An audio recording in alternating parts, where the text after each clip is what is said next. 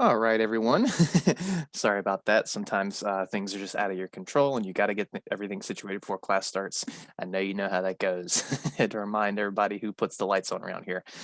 Okay, so uh, welcome back. Today, 2.2 was covered in my 154 courses.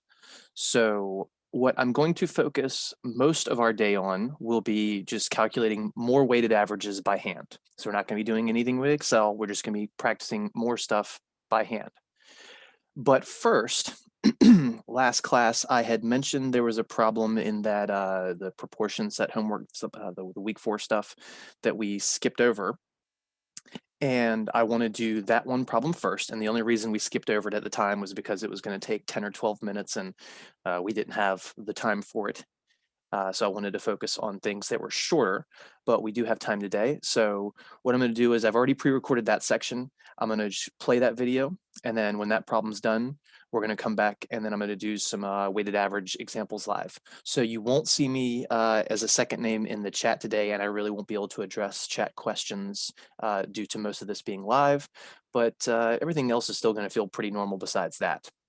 So again, just a quick problem, that thing with calories and whatever else with some fractions, if you remember it, when we just kind of, like I said, skipped over it. And then we will get into some more weighted average examples. All right. That'd be fine. All right, so this problem, when we were doing the proportions and setting things up, we got to a word problem, and it had fractions in it, which was the main reason I said this one's a little above us at the time. And I didn't want to mean above us. It was just we had like 10 minutes to do it, and it was going to take more time to explain. So remember, the idea behind proportions is you first want to write a fraction in words. So first over second, apples over oranges, whatever. And then you just need to have one side of the fraction be exactly that for one scenario, and then the other side of the fraction be apples over oranges for the other scenario. Generally, one of those 4 spots will be a variable. You cross multiply and solve to find the unknown. So let's read this problem since it's a new day. The nutrition information on the cereal box says that a third of a cup serving provides 100 calories and 4 grams of dietary fiber. So no specific cereal, third of a cup. So when they say a third of a cup, they're talking about in terms of weight, not actual liquid volume. That would be fluid ounces. There is a difference between cups of fluid ounces and cups in weight. So they say 100 calories for the third of a cup and also 4 grams of dietary fiber. So you scoop out 1/3 of a cup of cereal and you're getting this many calories, this many grams of fiber. So at this rate, and when they use the word rate, that means everything's proportional. That's another clue or another keyword. Find how many calories and grams of fiber are in a 1/2 cup of serving. So this is one of the 2 reasons, or the 2 reasons this problem is interesting is because A, fractions, that makes it a little more of a challenge, and B, it's not one proportion, it's 2. Because we're talking about serving size, that's one thing. And then we're talking about calories, that's a second thing. And then we're talking about grams of fiber, that's a third thing. So we can't put 3 different things in a proportion. Proportions are only able to go apples to oranges, or the first thing to the second thing. So we could go potentially between, and I said potentially for a reason, calories and grams maybe. But unfortunately, we don't know how many calories or grams for the second scenario. We only have 100 calories from the first scenario and the 4 grams from the second scenario. So this is like if we had a table of values, or a proportion table, that is to say. We got calories, we got grams, and then we got the size.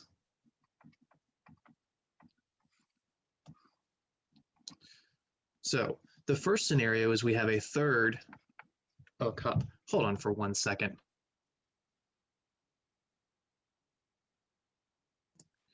More dog fun. Okay, so we have a third of a cup. That was the first scenario. So if you need to label them like scenario A, scenario B. So A, B.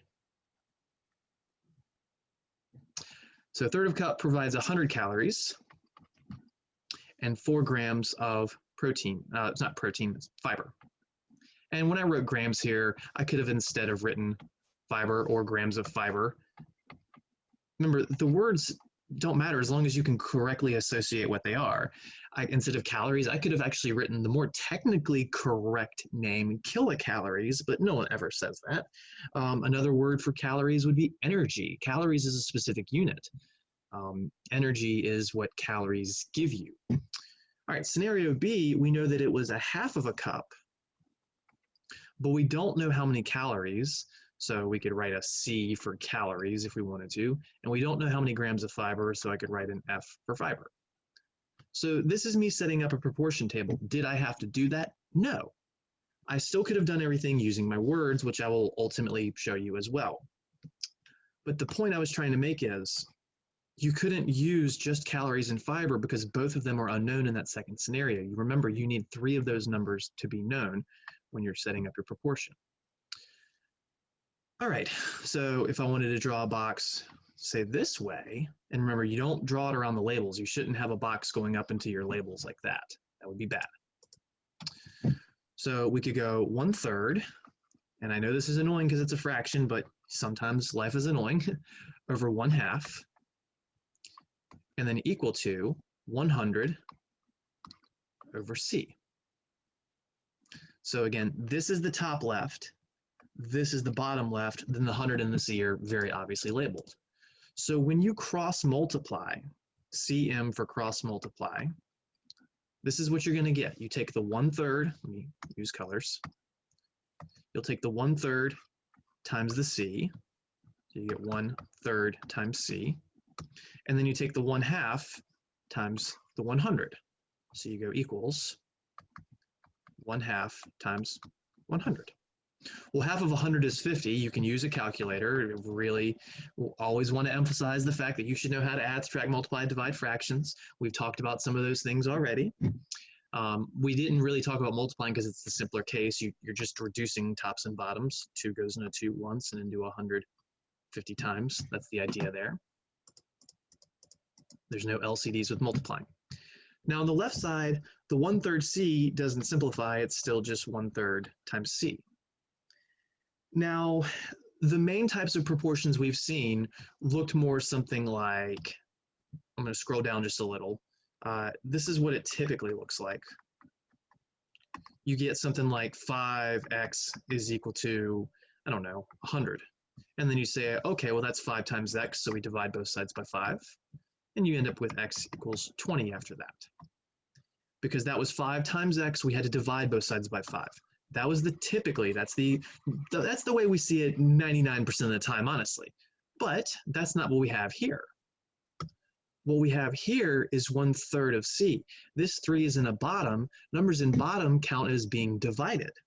So this is a division of 3, which means we need to multiply both sides by 3. So we take 3 times the left and 3 times the right. So 3 times 1/3 C equals 3 times 50. Those 3's would cancel, and you just get your C on the left side. 3 times 50 is not 50. Sorry, I was saying 50, and it made me write it. It's 150. So it seems like it should be 150 calories. Now, remember, C stands for calories, so that's the unit, 150 calories. You can ask yourself, does this make sense? Well, we went from 1/3 of a cup to 1/2 a cup. Now, you might be thinking, oh, we went from 3 to 2. That means it's smaller, so the calories should be smaller. But no, those 3's and 2's are in the bottom. And as we'll be discovering sooner than later in the quantitative reasoning class, the bigger the number in the bottom, the smaller the answer, because you're dividing by something bigger. The bigger you divide by, the smaller your answer will be. Think about taking the number 100 and dividing it by 2. You'd get 50. Think of, instead of dividing it by 10, 100 divided by 10 is 10, smaller number. We increase the bottom, means it decreases the answer. So that's the opposite of here. We're going from 1/3 to 1/2. The bottom's getting smaller, which means the answer should get bigger. So yes, this does make sense. Let's see if it's right, because that's the first thing they want, 150 calories. And we got it right. Next, they want the grams of fiber. So we can go back to using this setup. We're no longer using, that's not what I clicked. Erase, please. There we go. So now I want to draw a box. Now that we know this C is 150, I want to draw a box to be able to find the F. Now, I could certainly do this, and I didn't round that number, so honestly, this isn't even bad because this 150 was not rounded at all. It was exact. It would be perfectly fine to do the box that way to make our proportion as 100 over 150 equals 4 over F. However, I want to practice this fraction jazz a little more, and I also want to go along the idea that if we don't have to borrow, we don't borrow. And I don't mean borrowing as in like for subtraction.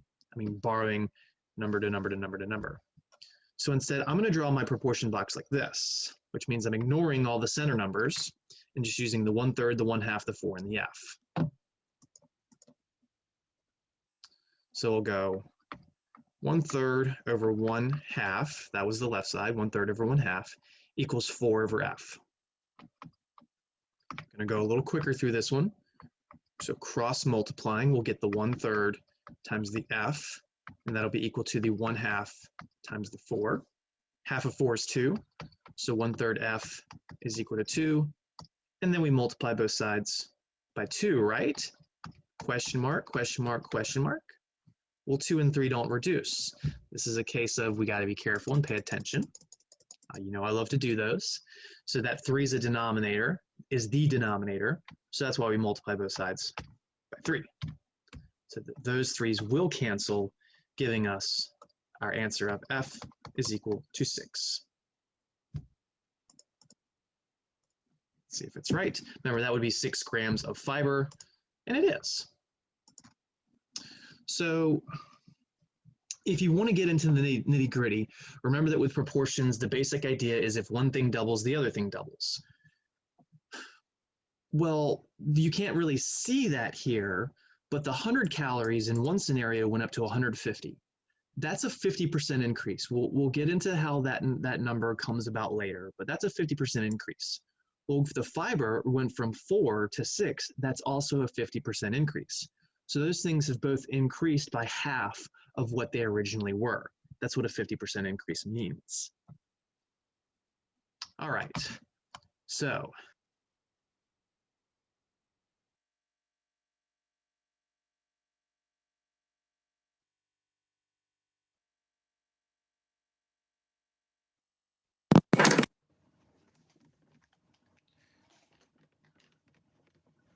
right. Give me 1 minute.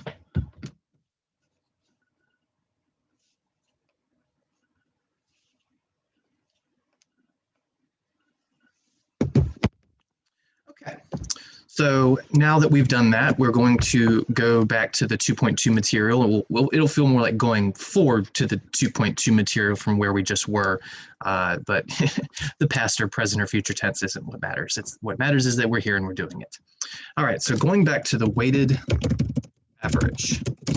We said that the weighted average formula is a bunch of sums in the top and a bunch of sums in the bottom, but there's also products in the top. So we said that the weighted, oops, I want highlighter. The weighted average is equal to data 1 times weight 1, then plus data 2 times weight 2, and then plus, and I'm just going to abbreviate from here, data entry number 3 times weight number 3 plus data number 4 times weight number 4, and then plus, and you just keep going and going and going for however many datas and weights you have. And you have to have as many datas as weights. So you can't have 5 data elements and 17 weights. You can even have 5 data elements and 6 weights, or vice versa. They have to match. There's a one-to-one relationship. Each piece of data has to have a weight. And then the bottom is just the sum of the weights. So there's no products in the bottom. It's just weight 1 plus weight 2 plus weight 3 plus weight 4 plus, and then you just keep going. So again, the fancy name for this is a sum product because it's the sum of a bunch of products. The bottom is just a sum. Now you might find that there is an Excel feature called sum product that you can use. And in instances where it would be relevant, you most certainly could use it, but there's also ways to avoid using it. And you can learn about that moving forward. Maybe we'll address one of those issues in a month or two, something like that. So again, this is our formula that I have told my Math 154 students that they have to memorize. We're not going to be given a lot of formulas in this course. The only real big crazy formulas we see are once we hit chapter 9, and I do pretty much give all of those formulas on a formula sheet for testing. But while we're generally just multiplying, adding, subtracting things, we're not going to assume that we ever get these on some formula sheet. Now, again, you can make Excel do things like this for you, and that's really nice, especially for keeping track of your own grade in your Math 154 course.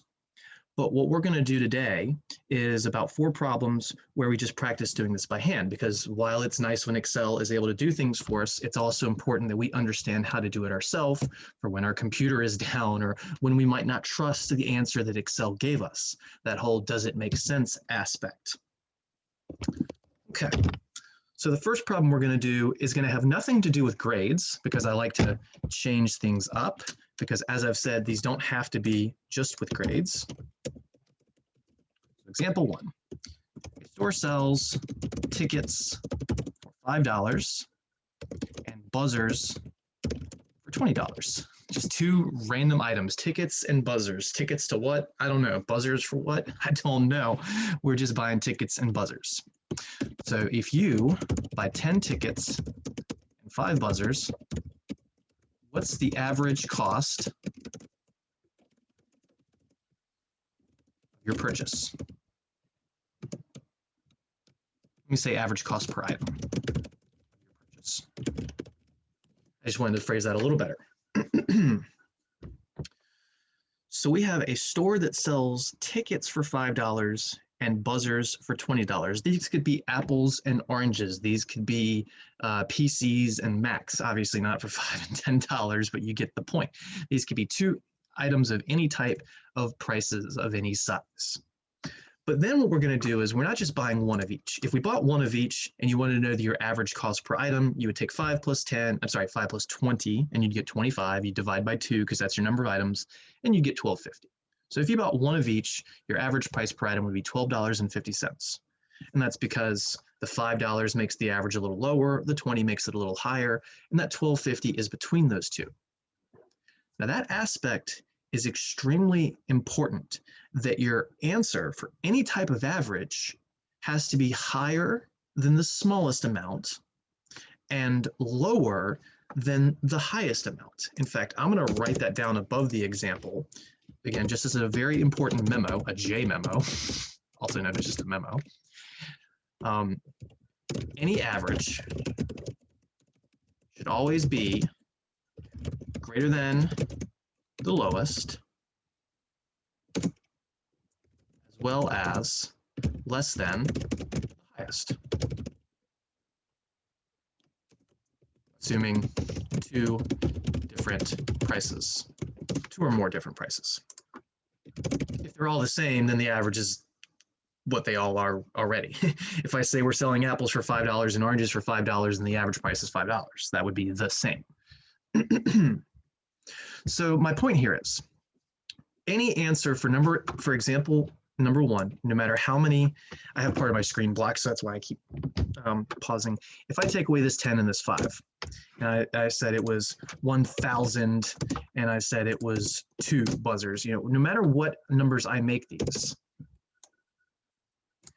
the answer to example 1 can be no smaller than $5 and no bigger than $20, because again, those are the lowest and highest prices.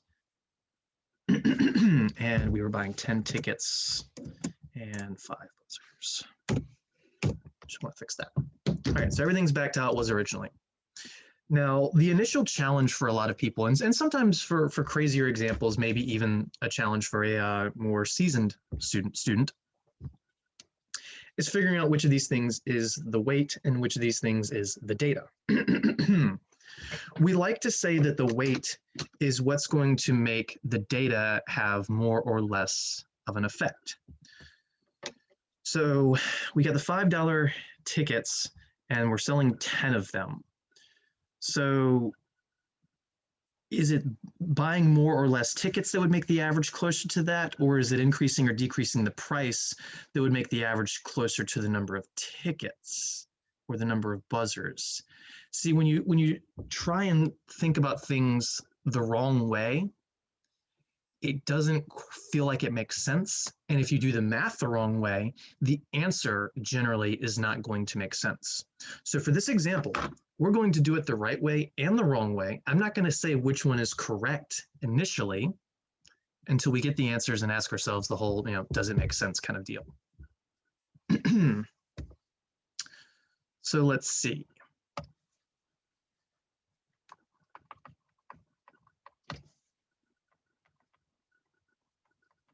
Actually, I want to do that one in red.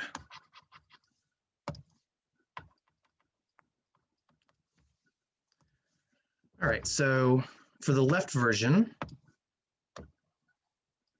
we're going to call the weight. What are the two different things? We have the number of items purchased, which are the 10 and the 5, and we have the costs, which are 5 and 20. So let's say for this blue one, and I'm not using blue for right or wrong necessarily. I know you might think that this red one's automatically going to be wrong, but I'm not saying that. Maybe I want to do it the opposite way just to throw you off, if that's what you're thinking. Sorry, this cough is never ending. So we have costs and we have number of tickets. Let's say that we think the weight is the costs and that the data, which really is just an arbitrary name, data. You can call these elements, you can call them a lot of different things, but this would be the, let's say the count or the number purchased.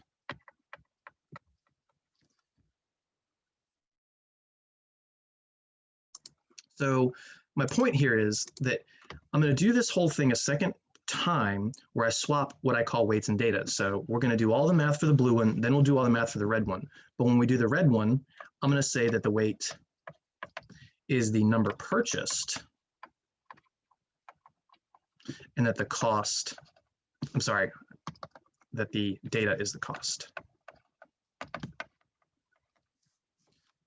All right, so blue version only for now. The weight is the cost and the data is the number purchased. So the costs are the 5 and the 20. And the number purchased in respective orders, the tickets were 10, and then the buzzers were 5. So if you did your weighted average formula with this particular labeling, which I'm not saying is right or wrong yet, again, here's your formula. You're just taking your data times your weight, plus your data times your weight, plus your data times your weight. Now I can't take the cost for tickets times the number of buzzers. You got to make sure you're going tickets with tickets, buzzers with buzzers. So that's what I mean by the little ones and the little twos. Keep your apple data with your apple weight. Keep your orange data with your orange weight. Keep your banana data with your banana weight. All right, so we said that the weight, and I'm going to try and do them in the same order that you see up on the formula. So I'll go data, then weight. So the data we said was the number purchased, which for the tickets was 10, times the weight, which is the 5, plus, so again, that was the number of tickets and the cost per ticket. Now we'll do the buzzers, which there were 5 buzzers that we bought for 20 each.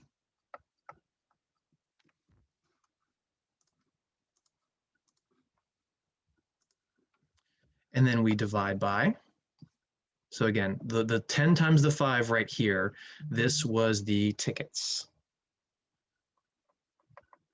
The 5 times the 20, that was the buzzers. And then the bottom we're saying is weight 1 plus weight 2 plus weight 3. There's only 2 sets of data here, so it's just weight 1 plus weight 2, which we call the weights the costs. So we go 5 plus 20. Now again, I'm not saying whether this setup is right or wrong. I'm saying let's just see what we get if we do it this way. All right, so weighted average. 10 times 5 is 50.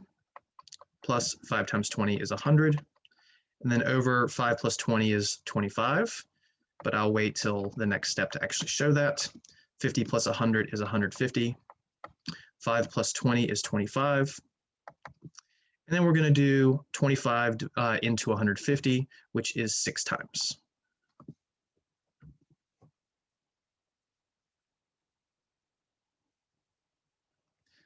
Now, the weighted average is supposed to be an average cost per item. So this is saying that our average cost per item, if it's right,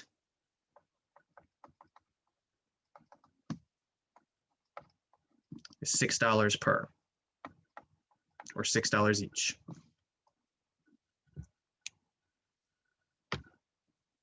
I'll give you a minute.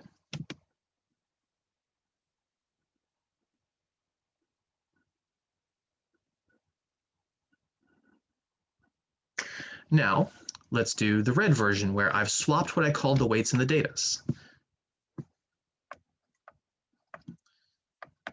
So our weighted average, again, it goes, just scoot up here a little bit, data times weight plus data times weight plus data times weight. So we're going to go data first, which this time I've called the data the cost, and the weight I've called the number purchased. So we go the cost, and we're going to go tickets first again, which is $5, times the number of purchased, number of tickets purchased, which is 10. So again, this was for your tickets. Then plus.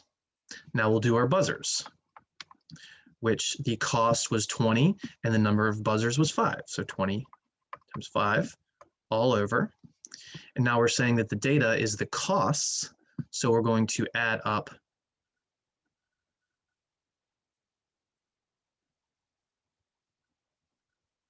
I'm sorry, the data is the costs, but the bottom is the weights. I was saying that wrong. The bottom is the weights, and we said the weights are the number purchased, which are the 10 and the 5. So we're going to divide by 10 plus 5. Now, before I move on, I just want to compare and contrast what this looks like versus what this looks like. The bottom is drastically different. The bottom of the left one is 5 plus 20. The bottom of the right one is 10 plus 5.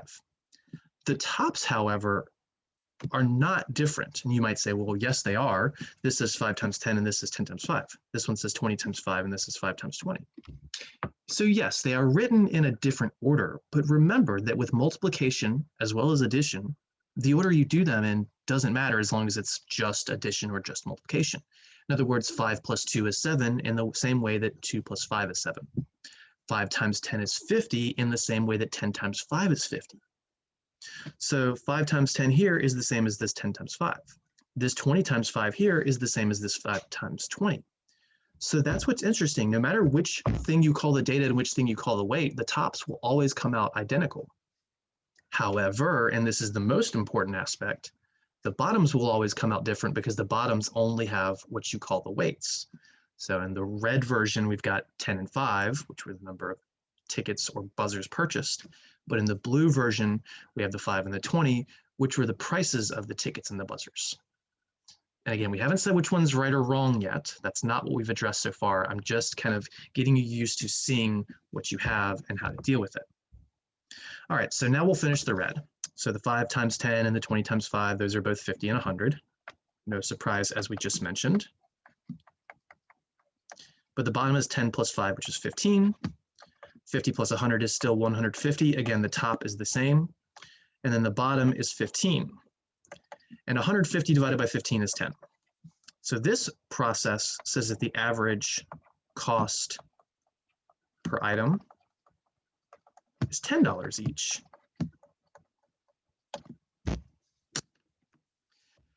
Now, when you come across these problems and you do them the different ways like this, if this is the experiment you need to do to learn this a little better, to get a better understanding, very often one of these answers will be outside of even the realm of possibility. As we already mentioned earlier, the average always has to be between the greatest and lowest prices, or number of things if that's what you were looking for, which it's not.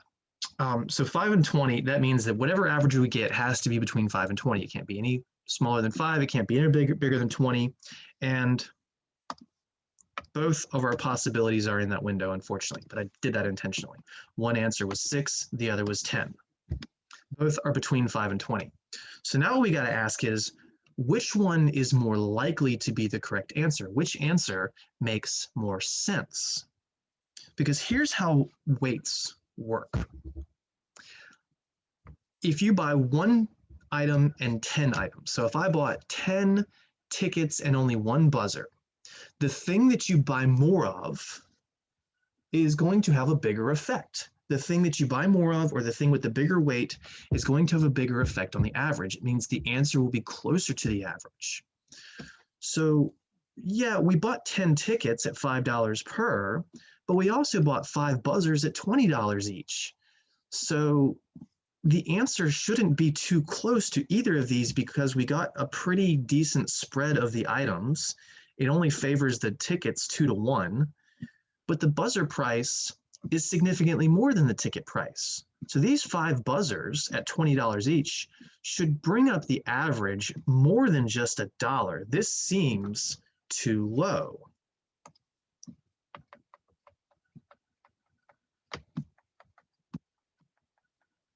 Now, if we only bought one buzzer, I would say this is more of a possibility. If we only bought 2 buzzers or even 0 buzzers, I would say this is more of a possibility. Because again, the thing that you're buying more of is going to have a bigger effect. So yes, we are going to be closer to the ticket price than the buzzer price, but we're not going to be like way closer. $10, well, that's $5 away from the tickets. It's $10 away from the buzzers. That's a little more in between and just feels more appropriate. So you might think that the blue one was going to be right, but it actually is incorrect. The correct answer, the correct process, not just answer, because that's the important aspect, was this. So the weights were really the number purchased, the data was the cost. So in this scenario, it's actually more of the thing that you can control that's the weight. And whenever we talk about an average cost, this is how things always work. The data is the cost of the items, and the weight is how many you purchase, because you could, in theory, if you have free will, decide to purchase more or less, which would cause the average to change. So if I wanted to buy instead 100 tickets, that would make the average much closer to this $5 than it would the 10 or even the 6. That average would probably be like $5.1 or $5.2 if we still only bought 5 buzzers. So with these weighted averages, when you get stuck in a corner, what can you do? Exactly like we just did. Do it one way where you call the data one thing and the weight one thing, and then do it the other way when you flip-flop them. And when you get your 2 answers, see which one makes more reasonable sense. And it's that type of process that'll help you get a deeper understanding of this and hopefully be able to label weights and data correctly out of the gate. I've had students ask, well, wouldn't the weights just always be the percentages in an item that has percentages? Well, first of all, this question had no percentages, so that doesn't help. Second of all, no. In fact, with grades, the weights and the datas can both be considered percentages, because when we say, oh, I have a 76 on a homework, well, that's a 76% if your teacher is grading out of 100, because anything out of 100 is always a percent. And most teachers do those things. Now, if you have a teacher that says, all right, well, this assignment's worth 150 points, they're actually using a weighted system. They're just not telling you what the weights are. They have a hidden system from you. Now, your teacher, if they're not a math teacher, they might not realize that it's a weighted system under a 100-point scale. Still, it's just been arbitrarily changed, but that doesn't matter. They might say, oh, well, the whole semester's out of 1,000 points and this assignment's worth 150 points. Well, that's 15% of your grade, because 150 divided by 1,000 is 15%, or 0.15. So it's pretty easy to convert things to percents. As we were doing in 2.1, we showed that we can convert anything to anything using proportions. Okay, so with that being said, let's go to 3 problems, actually, assuming we have time, that will be a little more relevant for what feels like the class when you want to keep track of your grades. But again, this is something that you can use in the real world in more places than you might ever imagine. All right, select. Example 2. Bob's class assigns 40% for homework, 40% for quizzes, and 20% for the final. Currently has an average of 92 in homeworks, 75 in quizzes. What is his current, in all caps for emphasis, grade? It won't always be in all caps later. Current grade is different from a final grade. Final grade accounts for everything. A current grade does not account for the stuff that has not happened. Here's the problem when most people try and calculate their averages. They'll say, oh, okay, well, the midterm I haven't taken yet, the final I haven't taken yet, so what do I do? Where do I put these numbers? Easy answer, you don't. You don't put the final exam anywhere in your formula because it hasn't happened yet. You don't put the midterm in your formula because it hasn't happened yet. You don't put the project in your formula because it hasn't happened yet. Once those grades happen, then you can insert them into your formula. Now, again, I mentioned to my Math 154 students that I did create an Excel gradebook that I'll be distributing to students and kind of telling you how to use it, just one or two subtle details. But I'm also considering making an assignment where you have to turn in your Excel file and show the calculation by hand. I'm not saying I'm doing it. I'm strongly considering it. I strongly consider a lot of things that I don't always do, but sometimes I do them. So I think that would be a really cool homework just to make sure that everyone not only knows how to type something in Excel, whoop-de-doo, especially for something that was pre-formatted to do the job for you, but also to understand the calculations. Okay. So with grades,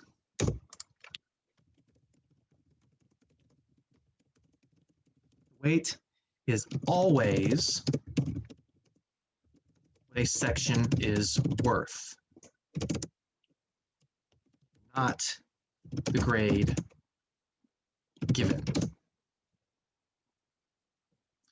So one teacher might decide to call midterm 50% of the class and final exam 50% of the class. So all they have is a midterm and a final. Wouldn't you love that in this course? So one teacher decides they're equally weighted, 50-50. Another teacher says, yeah, I'm going to call the midterm 10% of the class and the final 90% of the class. I'm sorry, you're going to have to hold on about 30 seconds.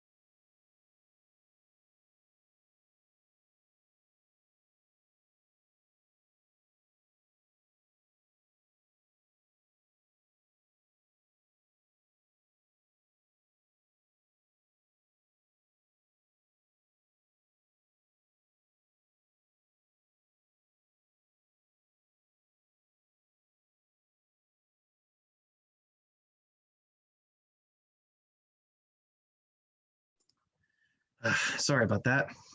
I can't even remember what I said last. Okay, the 90 and 10. So one teacher says a midterm is 9% and the final is 10%. Well, that teacher, this second evil teacher, has made the final much, much, much, much, much more important towards the final grade. So a student who gets a 0 on the final in the first class they still have the midterm for half their grade.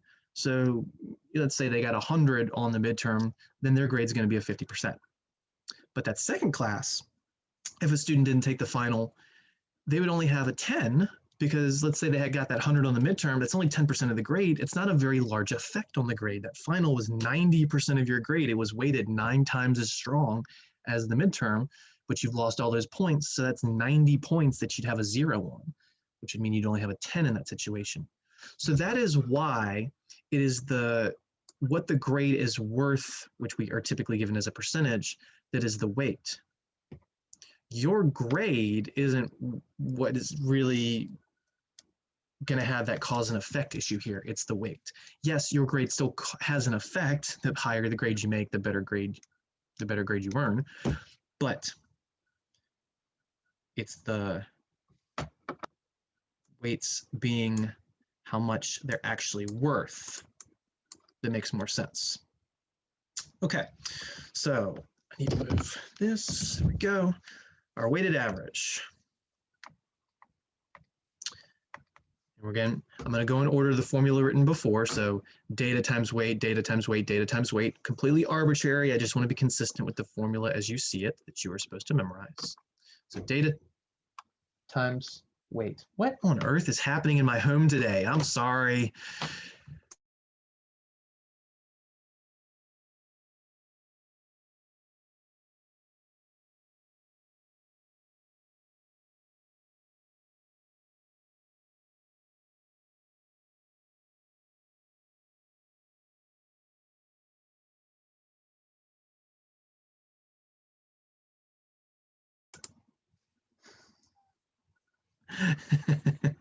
Are we having fun yet? Okay.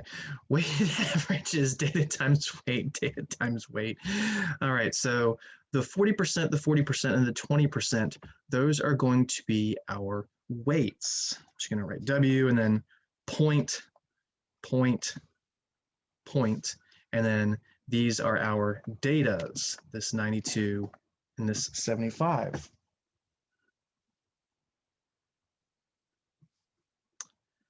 Okay, so I gave you the 92 for the homework. I gave you the 75 for the quizzes. But Mr. Beckner, you didn't give us the final. You said the final is 20% of your grade, but you didn't give me a final. How can you give me 3 weights and only 2 pieces of data? You just said earlier you have to have the same number of weights and datas. Exactly. So don't use the weights that don't have a data. So because there is no final, here's what we do. We don't even worry about this for right now. I'm not saying erase it from history. I'm not going to just leave that permanently scratched out. I'm just saying we are not going to use that for the context of this problem. So we're only going to use the homeworks and the quizzes. So we'll go homework, which is the 92 times its weight, which is 40%,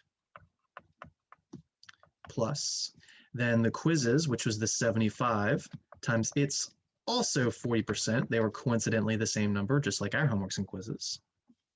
So again, I'm just going to label really quickly. This was your homework, and this was your quizzes. So we don't do the finals. We don't do the final because it would be plus what's the grade times the 20%. If you don't have that number, you don't use it. All right. So over, this is the bottom is just the sum of the weights. And you might say, oh, okay, well, 40 plus 40 plus 20. So here's your homework weight. Here's your quiz weight. I'm going to pull out the red because this is wrong. Plus here's your final weight. But we didn't put the final stuff up here. We didn't put it because it was an unknown grade times its 20%. So if you don't have the final exam portion up here, you don't have the final exam portion down here. So all I really need is all the blue. So again, we're only using the things we have data for. All right. So the 92 times the 40 is going to be 3680. In fact, I'll pull out a calculator.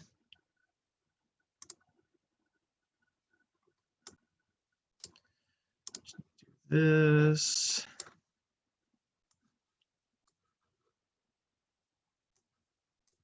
There we go. So 92 times 40. You might say, but that says 40%. Shouldn't that be 0.4? We'll get to that in a minute. So we got that 3680 I mentioned, plus the 75 times the 40. So 75 times 40 is going to be 3,000. And then 40 plus 40 in the bottom is just 80. 3680 plus 3,000 is going to be 6680. Just have to add the threes, divided by 80. And then we'll do that division. 6680 divided by 80. 83.5.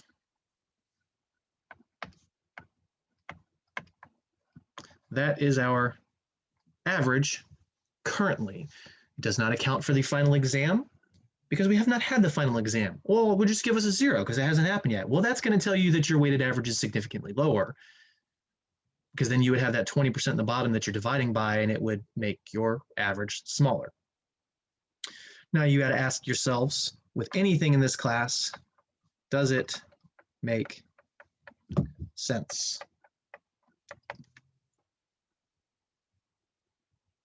Well, the lowest grade we had was a 75. The highest grade we had was a 92. So our average must be no lower than 75 and no higher than 92. It should be somewhere between them. And it is. 83.5 is between 75 and 92. And you can even take this further if these are different weights and say, well, which one should it be closer to? If the homework is with 80% of the grade, then your final average or temporary average should be closer to the homework grade of 92. But these are actually equally weighted, which means it would be equally between these two. Now, when you have 3 or 4 or 5 elements that you're finding an average of, it becomes much more difficult to make sense of the average in terms of that aspect. But you can at least say it still has to be bigger than the smallest and smaller than the biggest. So yes, this does make perfect sense. If you had instead done this the wrong way, which we don't have time to do, if you had divided by the 92 plus 75 instead of the 40 plus 40, you would get, remember the top won't change, so it's still 6680. But now I'm going to divide by the sum of the grades, which 92 plus 75 is going to be 167. So I'm going to divide by 167. So the math you're seeing me do right here is incorrectly calling the weights the actual grades we earned. And we get a 40. That would not make sense at all. How is our average of 40 if the lowest grade we have, the lowest average out of a section, is a 75? How would we have an average of 40 if the lowest grade we earned for a category was a 75? It wouldn't make sense. So you'd say, oh, I goofed, I divided by the wrong thing probably, or I did something in the calculator wrong, or who knows? There's a lot of things that can go wrong for everything that can go right. So let's try another one of these. Example 3. I'll pull my file back here. Jane's class assigns same weights as Bob's. Maybe they're in the same class. Jane currently has an average of 98 on homework, 95 in quizzes, and an 81 on the final. This is her final grade. So I've given grades to all categories this time, which means we can calculate a final grade. I could have just made this a second part of the previous one, and I said, all right, well now, or I could have made a second part of the previous one and say, all right, well, Bob earns 82 on the final exam. Now, what's his final grade? And then you can just throw in the extra calculations. All of this would still be here. You would just have this plus 20% here, and then plus whatever I say times the 20% it's worth. That would be the difference of calculating a midterm grade versus a final grade. You just have all the same stuff from before, but you throw in your extra category. All right, so Jane's weighted average. I'm going to go homework, quizzes, and then tests. So her homework was a 98. That was the data times the weight is the 40% plus, then the quiz grade, which was a 95, times its weight, which was also 40%. We said the weights are the same. And then plus the final exam, which she earned an 81 on, times its weight of 20%. So again, the first product is homework, the second product, quizzes, the third product, the final. Then in the bottom, we just divide by the sum of the weights, which again, for this type of problem, the weights are always what they're worth, not what you earned, the 40, the 40, and the 20. So 40% plus 40% plus 20%. See how similar this looks? It still has the 40 and the 40 from before. It still has this times 40, this times 40. The grades are different because we have two different people. The only thing that's really new is this person, we have a final exam grade, which created these elements here, the finals weight times its data, and the finals weight in the bottom. All right, so let's do some math. We got the 98 times the 40, which is going to be 3,920. Let me just do this so I don't have to keep messing with that. Equals 3,920. Then we have the 95 times the 40, which is 3,800. Then the 81 times 20, which is 1620. Then divided by 40 plus 40 plus 20 is 100. Don't you dare put that in a calculator. Don't you dare. All right, so now let's add up the 3,920 plus the 3,800 plus the 1620. Now, before I hit enter, I want you to notice that, look at these numbers. The homework and the quiz grades were pretty close to each other, and these numbers are pretty close to each other in the high 3,000s. This final exam grade is not that far off, but it's only worth 20%, which is why this number is like half as big as these. If this final had been worth 40%, this number would have been in the $3,000s, and it would have felt more appropriate in size. But this class, the final, is weighted lower, so these points, these effective points, are lower. All right, so when we add, we get 9340. Then we're going to divide that by 100, which ends up being 93.4. Dividing by 100 just moves a decimal left twice. So that would be our final average. And then you ask yourself, does it make sense? Every problem you do in this course, you need to train yourself. Ask yourself, does it make sense? Every single problem. Every single problem. Every single problem.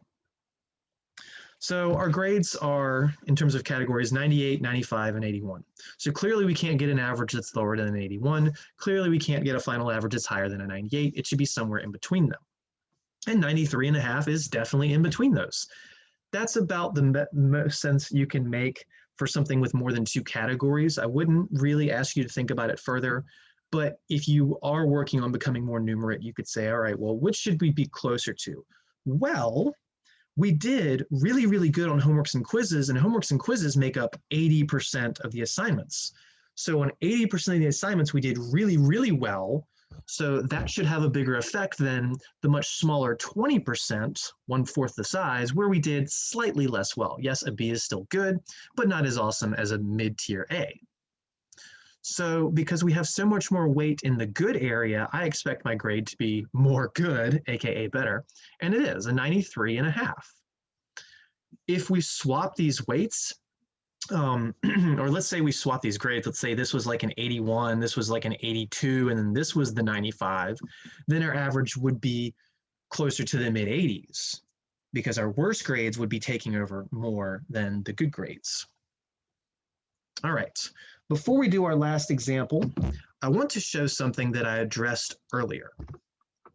And I said, well, these are percentages. Wouldn't this be a 0.4, a 0.4, a 0.2, et cetera? Yes, as long as you're consistent, and yes, you can do it that way. So what I want to do in red is, and this is not a red for wrong, this is a red for the same thing. Now, it's only for the things that were written as percentages. Don't do that with your grades as well. That's going to confuse you. So leave the 98, 95, and 81. So 98, 95, the 81. Those things are all staying the same. It's the weights that I'm going to convert from percentages to decimals. So instead of 40%, that's 0.4. Instead of 40%, that is also 0.4. Instead of 20%, that's 0.2. But you have to be consistent. If you're doing 0.4, 0.4, and 0.2 in the top, you do the exact same in the bottom. You cannot mix media. You cannot do percents in the top and decimals in the bottom. And if you do this math, let's see, 98, I'm going to go a little quicker, times 0.4 is going to be 39.2. 3920, 39.2, interesting. Plus, if I do 95 times 0.4, I get 38. 3,800 versus 38, interesting. If I do 81 times 0.2, you get 16.2 instead of 1620. Huh, interesting. They're all off by just a few decimals. And in the bottom, here's what's really cool, and here's my favorite aspect of using the decimals instead of the percents. This is my favorite way to do it because of this. 0.4 plus 0.4 plus 0.2 is 1. And dividing by 1 means you don't really need to write it. And if you add up those numbers, 39.2 plus 38 plus 16.2, you get 93.4, the same answer. So with things like grades, when your weights are written as percentages, do you have to write them as percentages? No. Can you convert them to decimals? Yes. Do you have to write them as decimals? No. You can leave them as percents. Just don't do percents in the top and decimals in the bottom or vice versa. Be consistent and we're cool. Now, again, on your own time, what I would encourage you to do is going back to this problem where I did it right one way and wrong one way, which I said out loud for later, but do, I would say example 2 the wrong way. I already gave you the answer of 40. So if you do example 2 the wrong way and you get 40, then you know you did it the wrong way, the right way. I know that sounds weird. But you will at least know you got your incorrect answer in the way I expected you to. And then you go, oh, 40, that doesn't make sense. Now, again, you don't have to do these the wrong way, but I think that just might benefit you to see the math done the right way, to see it done the wrong way, and to understand why one works and the other doesn't. All right, example 4. Let's go back to Bob. I'm sorry, not Bob. We got a third student here, Alex. Not that you care. Alex. Alex's class assigns 20% for homework, 20% for quizzes, 20% for each of 3 tests. He's earned a 100 on all homeworks. He earned quiz grades of 95, 90, and 80. Has 2 test grades, 85 and 94. What is his current average? Give you a minute to write that. All right, we got more categories this time. You might say, no, we don't. Homework, quizzes, tests. Yes, we do. I said 20% for each of 3 tests. So that's not saying that your tests are worth 20%, or 20% each. Each is a very important word here. It means there's 3 tests. That means there's 3 categories. Test 1 is 20%, test 2 is 20%, test 3 is 20%. Whenever we talk about weights as percentages, when assuming you're looking at the full class, they better add up to, you guessed it, 100%.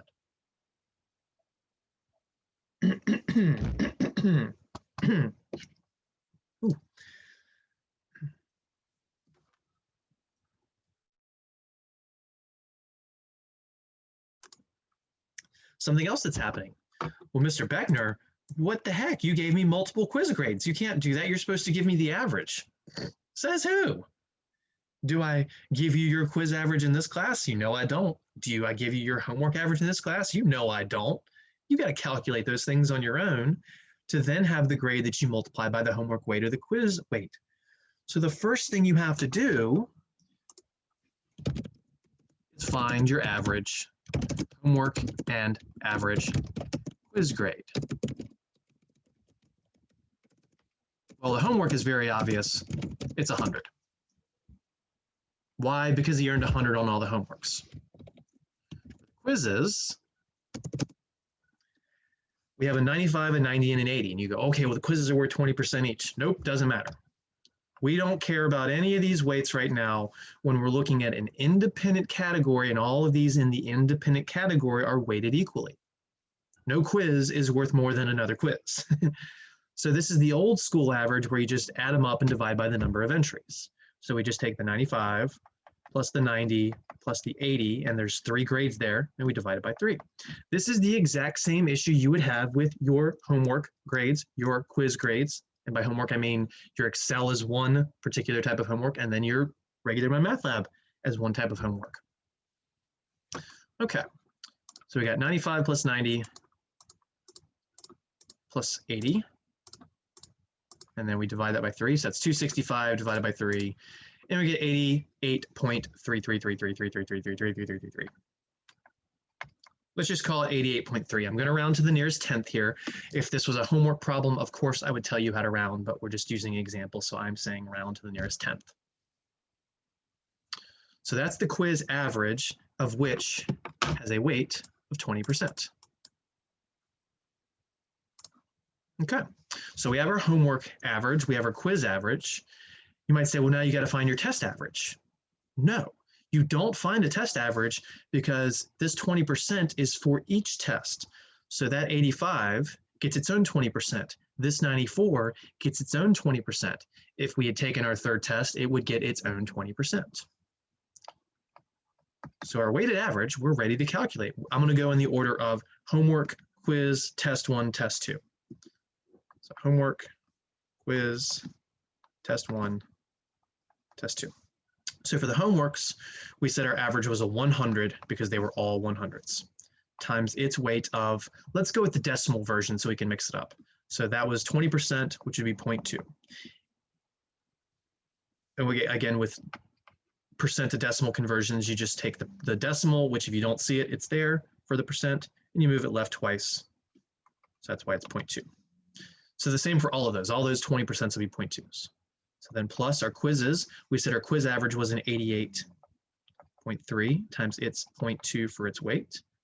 Plus test 1, we earned an 85 times its weight of 20%. Plus test 2, which we earned a 94 times its weight of, you guessed it, 20%. So there's our, what we call sum product. Data times weight plus data times weight plus data times weight plus data times weight. Divided by the sum of the weights, which are the literally called weights for the class, all the 20%. So we have the 20% for the homework, right?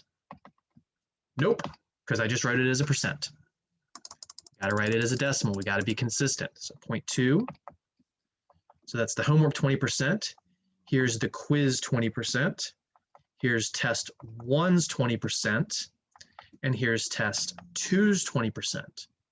I would not put in a third one for tests, a fifth 0.2 in total, because this would be test 3, and we don't have a grade for test 3. So that's why it's not there.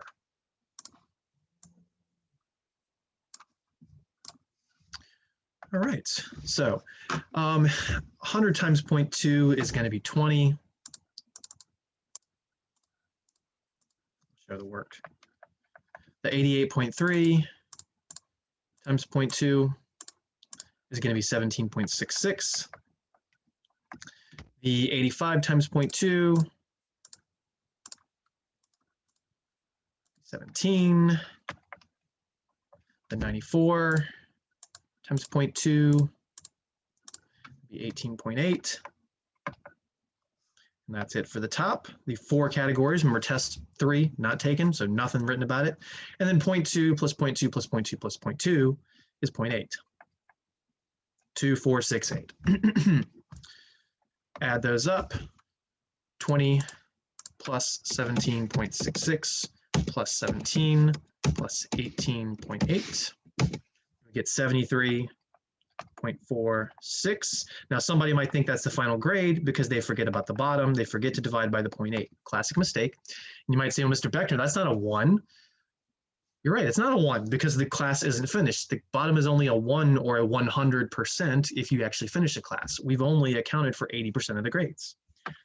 So divide by 0.8, and we get 91.825. Let's just round that to a 91.8 because I said 1 decimal earlier. So we have an A, or more specifically, Alex has an A. And you might think that, oh man, that first test being an 85, I'm cursed to get a B now. There's no way I can come back. Well, actually, because you did so well on the homeworks, because you did fine on the quizzes, pretty good, almost an A, and your test 2 was a 94, it padded your grade a little bit. And that's exactly what for my QR classes, with the my math lab homework, the participation, the project, those are all supposed to be padding elements. Honestly, with practice, the Excel homeworks are supposed to pad your grade as well. And that's why I like keeping the midterm and final at only 20% each, just so things are, a lot more equitably distributed. All right, so we're going to call it there. So again, this is what I encourage you to do with your own averages. Especially go ahead and try it for now, and then eventually, again, if you're my 154 student, you'll get that grade book Excel file, and then you can put all your my math lab grades in there. You can put all your Excel grades in there, all your quizzes in there, and then you'll have something that'll keep you up to date all semester with what your grade is. All right, so if you have any questions, please email me. Besides that, take care. There's a possible snag in Wednesday for this class, not for my 154s, but the possible snag in this one. You already heard how much chaos goes on here. I don't think you actually heard it, but yeah, today was fun here. I'm not gonna go into why, because that's not important. But all right, take care, everybody.